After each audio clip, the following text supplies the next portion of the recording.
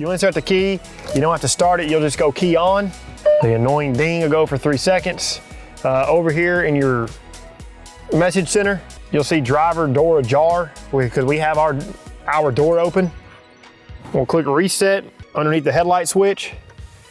So once we hit reset, then it'll come up with the last trip setting we were on. So in our case, trip A.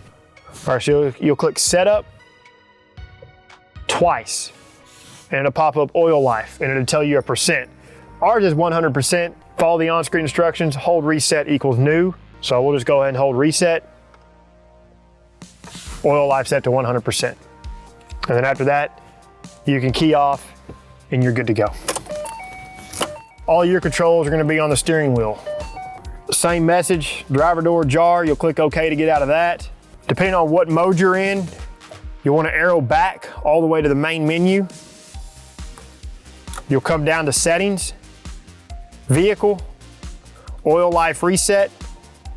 I recently changed the oil in this car, and you would select set to 100% and you would hold OK to reset. I'm not gonna do it because I didn't change the oil in this car. Even though it was recently, it was still a couple hundred miles ago. And your key off and you're good. All right, so to reset your oil life on a 2013 and 2014 base car, the operation is gonna be on the steering wheel as well. You just won't have any directional arrows. So what you're gonna do, you're gonna click setup until you see oil life reset, and you're gonna hold reset until it resets your oil life. And then you're good to go.